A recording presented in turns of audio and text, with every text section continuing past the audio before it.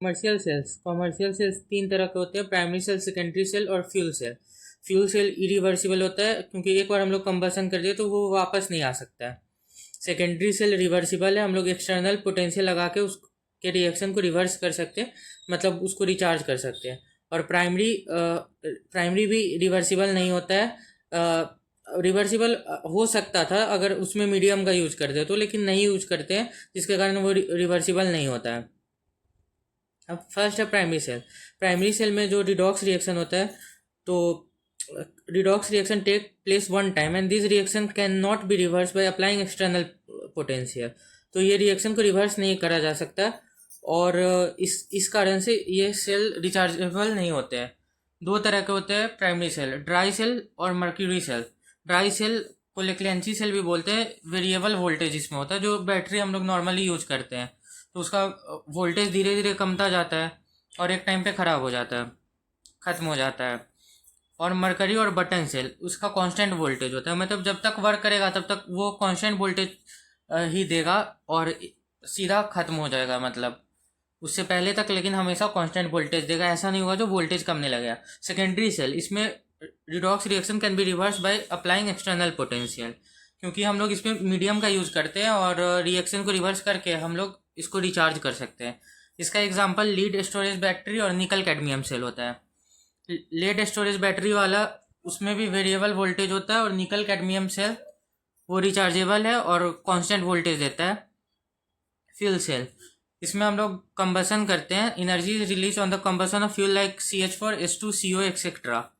Some part of this energy can be converted into electrical energy. तो जैसे delta H है तो delta H equal to delta G minus T delta S होता है।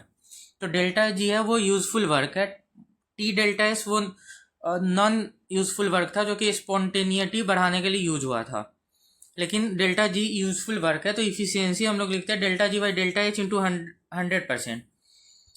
अब delta G होता है -NFE और डेल्टा एच भी यहाँ पे निगेटिव आएगा, तो इसका वो दोनों निगेटिव निगेटिव तो कैंसिल हो जाएगा, तो ओवरऑल इफिशियंसी आ जाएगा। ऐसे इस फॉर्मूले से हम लोग निकाल सकते हैं। इफिशियंसी इसका 60 to 70% होता है, 100% इफिशियंट नहीं होता है। Example H2O2 fuel cell, H2 वाले का यूज करेंगे हम लोग क्योंकि ज़्यादातर करते हैं, मतलब और का भी कर सकते हैं, लेकिन रॉकेट ये सब में H2 वाले का यूज करते हैं क्योंकि उसका कैलोरीफिक वैल्यू बहुत ज़्यादा होता है। अब है फर्स्ट, प्राइमरी सेल में पढ़ते हैं ड्राई सेल। हम लोग जो भी पढ़ते हैं वो गैल्वेनिक सेल होता है, यानी कि एनर्जी इनसे लेने वाले हैं। और गैल्वेनिक के लिए एनोड होना चाहिए, कैथोड होना चाहिए और 2 इलेक्ट्रोलाइट होना चाहिए जिसको हम लोग कनेक्ट कर रहे हैं। तो ड्राई सेल गैल्वेनिक सेल है। इसमें जो एनोड होता है वो हम लोग जिंक का लेते हैं। अब जिंक हाईली रिएक्टिव है, वो कोरोड हो सकता है एटमॉस्फेयर में ऑक्सीजन के कांटेक्ट में आने के लिए।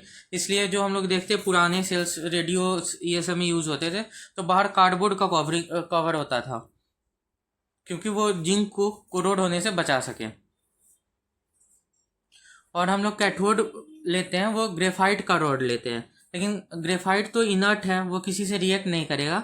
तो जो MnO2 और कार्बन का हम लोग वहाँ पे पाउडर यूज़ करते हैं। और नीचे इलेक्ट्रोलाइट का ज़रूरत होगा क्योंकि जैसे जिंक Zn+ में कन्वर्ट होगा तो वो तो बिना कोई इलेक्ट्रोलाइट तो चाहिए होगा, कोई मीडियम चाहिए होगा, तो ZnCl2 + NH4Cl का हम लोग पेस्ट बना के उसको मीडियम की तरह यूज़ करते हैं। अब रिएक्शन क्या होगा, एनोड पे ऑक्सीडेशन होता है तो जिंक Zn+2 में कन्वर्ट होगा +2 इलेक्ट्रॉन। और जो एनोड पे था MnO2 वो Mn2O3 या फिर MnO और होल ब्रैकेट में OH लिख सकते हैं क्योंकि यहाँ पे Mn +4 से +3 में कन्वर्ट होता है +H2O।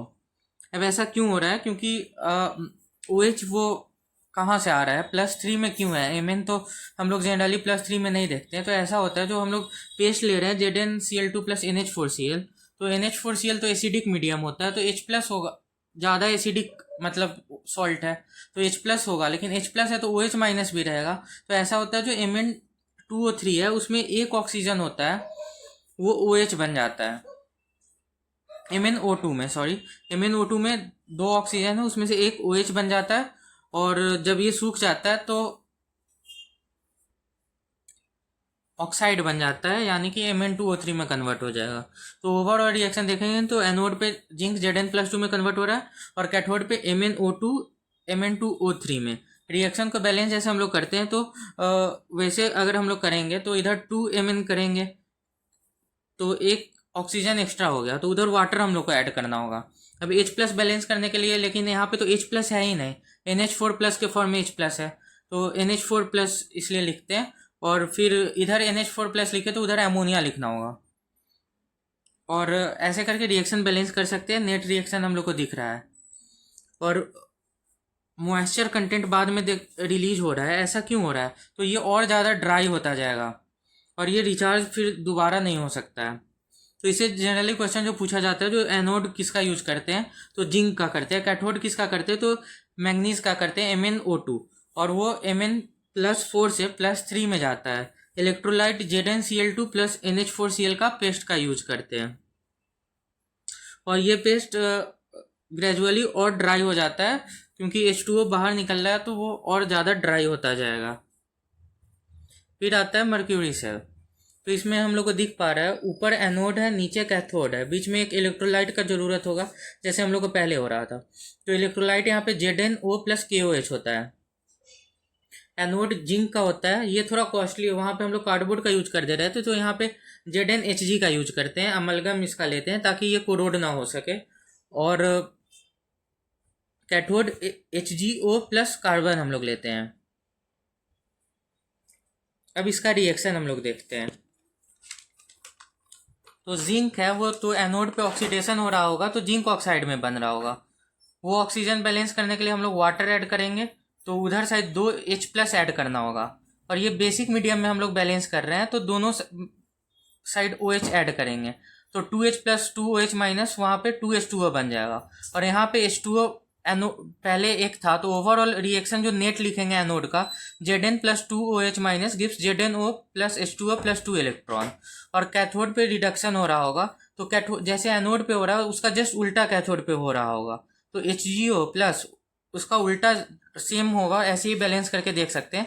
तो HgO+H2O+2 इलेक्ट्रॉन गिव्स Hg+2OH-। अब ओवरऑल रिएक्शन हम लोग लिखेंगे तो देख रहे हैं हम लोग, जो इस रिएक्शन में कोई भी गैसियस या गैसियस प्रोडक्ट नहीं है ऐसा, तो Q कांस्टेंट है क्योंकि सारे ही सॉलिड है। तो Q कांस्टेंट है, इसलिए E सेल कांस्टेंट होता है, क्योंकि कोई भी आयन नहीं है सेल के रिएक्शन में,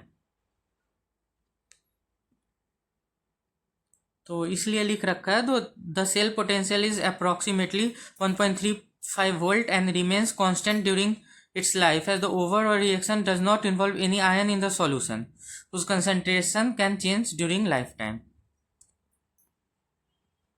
सेकेंडरी और रिचार्जेबल बैटरी में पहला पढ़ते हैं हम लोग लेड स्टोरेज बैटरी।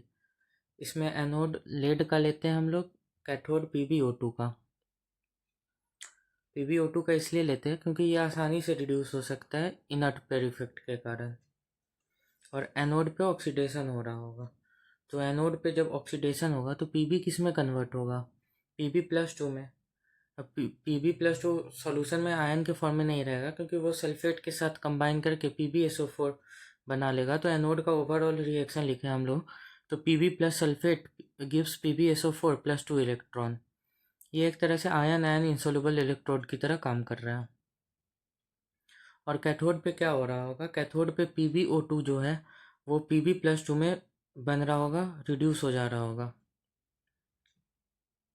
अब वो Pb+2 में रिड्यूस होगा, तो हम लोग ये बैलेंसिंग कर रहे हैं एसिडिक मीडियम में, तो इसलिए उधर 2H2O वाटर ऐड करना होगा, क्योंकि इधर का बैलेंस हो जाए।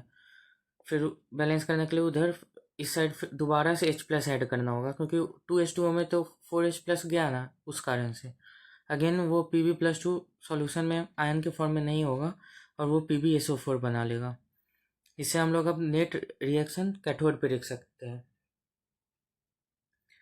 असली में ऐसा होता है, जो हम लोग ये जब लेड स्टोरेज बैटरी खरीद के लाते हैं तो वो ट्रांसपेरेंट एकदम लेयर अंदर निकालेंगे तो लेयर ऐसा दिखता है, लेकिन थोड़े देर काम में लेने के बाद वहाँ पे PbSO4 डिपॉजिट होने लगता है, जैसा कि हम लोग रिएक्शन में देख रहे हैं, जिसके कारण एनोड कैथोड दोनों का मास भी बढ़ जाता है और H2SO4 यूज हो रहा है, जिसके कारण से सॉल्यूशन में उसका डेंसिटी कमते जाता है। इनिशियली H2SO4 जो हम लोग ऐड करते हैं उसका डेंसिटी 1.3 ग्राम पर ml होता है और हाईली कंसनट्रेटेड हम लोग लेते हैं 38% H2SO4 सॉल्यूशन इलेक्ट्रोलाइट की तरह लेते हैं, लेकिन वो डिस्चार्ज होने वक्त वो कमने लगता है।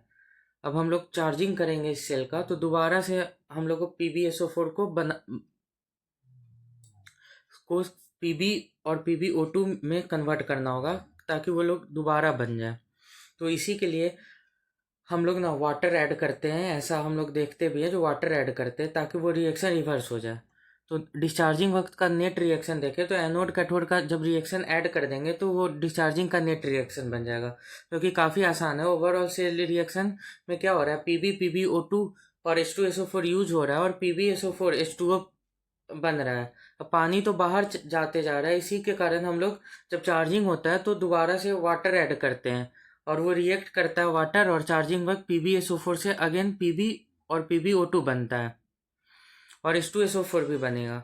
लेकिन ना H2SO4 पूरा नहीं बन पाएगा पहले इतना हाईली कंसनट्रेटेड, क्योंकि कोई भी रिएक्शन का पूरा इफिशियंसी तो नहीं होता ना। तो इस वजह से हम लोग एसिड भी ऐड करते हैं 8-9 महीने के बाद इसमें। और इससे और भी क्वेश्चन पूछा जाता है जो H2SO4 का वैलेंसी फैक्टर क्या है।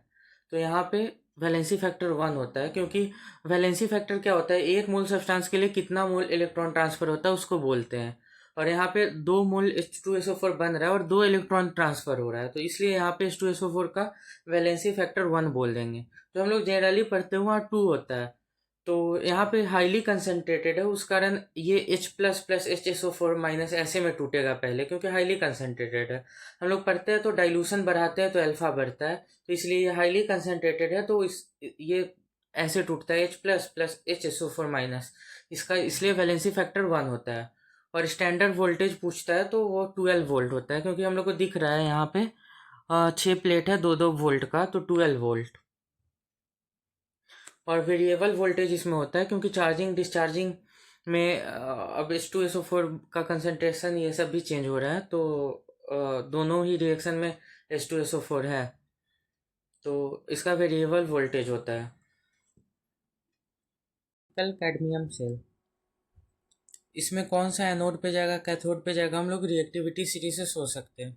तो एनोड पे कैडमियम जाएगा और एनोड पे ऑक्सीजन होता है, तो कैडमियम CD0 था पहले ऑक्सीडेशन स्टेट, अब +2 में चला जाएगा।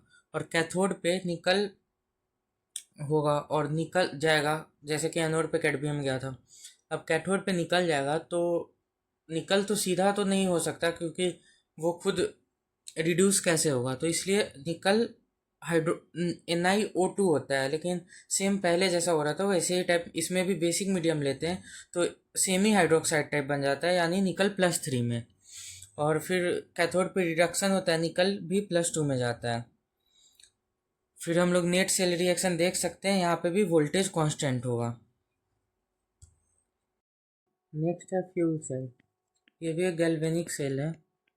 कंबसन का जब भी रिएक्शन होता है तो रिडक्शन ऑक्सीजन का होता है और ऑक्सीडेशन हाइड्रोजन का, इसलिए यहाँ पे हम लोग देख सकते हैं एनोड पे हाइड्रोजन भेज रहे हैं और कैथोड पे ऑक्सीजन, बीच में इलेक्ट्रोलाइट फिल कर देते हैं, पर वो हाइड्रोजन पहुँचेगा कैसे, तो इसलिए पोर क्रिएट कर देते हैं वहाँ पे। और एनोड यहाँ पे निगेटिव होगा, कैथोड पॉजिटिव, क्योंकि नॉर्मल जो गैल्वेनिक सेल में होता है वो होगा, और ये भी एक गैल्वेनिक सेल ही है। अब एनोड पे क्या रिएक्शन होगा, एनोड पे